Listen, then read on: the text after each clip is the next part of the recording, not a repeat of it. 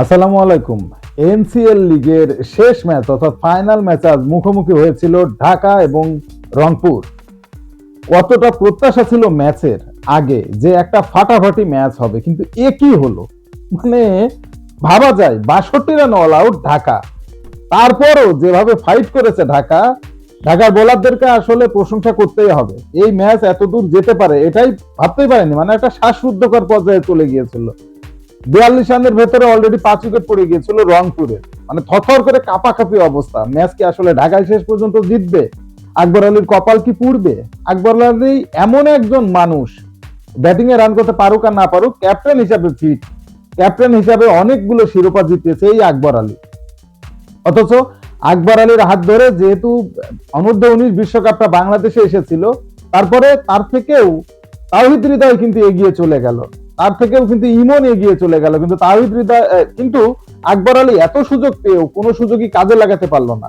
শুধু এই বিভিন্ন ধরনের ন্যাশনাল যেসব লিগ, সেই লিগগুলোতে আকবর আলী খেলে চ্যাম্পিয়ন হয়। এজন্য আকবর আলীর হাতে আসলে ক্যাপ্টেন্সিটা দেওয়া হয়েছিল রংপুরে। সেই রংপুরকে আবারও আকবর আলী কিন্তু হতাশায় ফেলেনি, দলকে জিতিয়েই ছাড়লো আকবর আলী। অর্থাৎ আকবর আলী রংপুর চ্যাম্পিয়ন হয়ে গেল। 20 লাখ টাকা পেল আকবর আলীর রংপুর চ্যাম্পিয়ন হওয়ার কারণে। আর রানার আপ ঢাকা নাইম ইসলাম, সে পেয়ে গেল 10 লাখ টাকা, মানে দল পেল 10 লাখ টাকা। চ্যাম্পিয়ন পুরস্কার ছিল 20 লাখ আর রানার আপ ছিল 10 লাখ। তো আসলে এই মাঠে, সিলেটের মাঠ যেন একটা রহস্যময়, মানে বেড়াজাল।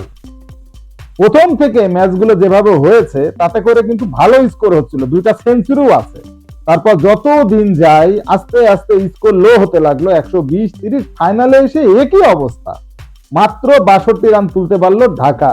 মোসাদ্দেক হোসেন সৈকত, যে দুদিন আগে শ্রীলঙ্কা কাঁপিয়ে আসলো, টি10 লিগ কাঁপিয়ে আসলো, সেই মোসাদ্দেকও ফেল, মাত্র 6 রান করেছে।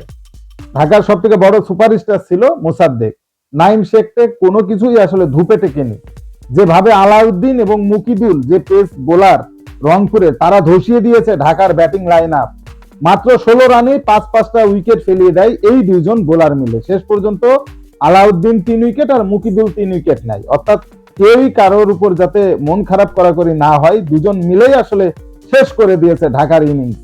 একেবারে শামসুর রহমান শুভ সর্বোচ্চ 14টা রান করে। এই 14টা রান না করলে আরো খারাপ অবস্থা হতো। বাংলাদেশের সর্বনিম্ন স্কোর কোন ন্যাশনাল লিগের ফাইনালের সর্বনিম্ন স্কোর হলো এই 62 রান। ফাইনাল ম্যাচটা এমন নির্বিষ হলে কি ভালো লাগে? আর এই কারণেই হয়তো রংপুরের ব্যাটাররা দ্রুত আউট হয়ে গেছে। দ্রুত আউট হয়ে 42 রানে 5 উইকেট পড়ে গিয়েছিল। তাদের ম্যাচটার ভিতরে একটা ইন্টারেস্টিং ভাব চলে আসে, কিন্তু আরিফুল 14 আর এনামুল 14, দুজনে মিলে 14-14 করে এই মানে ইন্টারেস্টিং পার্টটা শেষ করে দেয় একবারে। দেখে শুনে আসলে খেলে এই দুইজন ব্যাটসম্যান, এবং এই দুইজনই আসলে জয়ের নোঙরে নিয়ে যায় রংপুরকে। যদিও রংপুর চ্যাম্পিয়ন হয়েছে, কিন্তু ফাইনাল দিন ক্যাপ্টেন আকবর আলী কিছুই করতে পারেননি। 1 বলে 0 রান করে সে রান আউট হয়েছে। তাড়াহুড়ো করতে গিয়েছিল, তাড়াহুড়ো করতে গিয়ে আরেকটু হলে হয়তো শিরোপাটাই হারিয়ে ফেলতো। যাই হোক, সকলে ভাবছিল যে ঢাকা চ্যাম্পিয়ন হবে, ঢাকা চ্যাম্পিয়ন হবে। সেই জায়গা থেকে ঢাকাকে কিক মেরে রংপুর চ্যাম্পিয়ন হয়ে গেল। দুর্দান্ত খেলেছে রংপুর, পুরো টুর্নামেন্ট জুড়েই আসলে আকবর আলীর দল অসাধারণ নৈপুণ্য দেখিয়েছে, এবং সেইটা বজায় রাখলো ফাইনাল পর্যন্ত। আসলে জয়টাও তাদের প্রাপ্য ছিল, চ্যাম্পিয়নটাও তাদের প্রাপ্য ছিল। যেমন ব্যাটিং করেছে, তেমন বোলিং, তেমন ফিল্ডিং, সব দিক মিলিয়ে আসলে রংপুরেরই এই জয়টা প্রাপ্য ছিল। Many congratulations Rangpur, many congratulations Akbar Ali.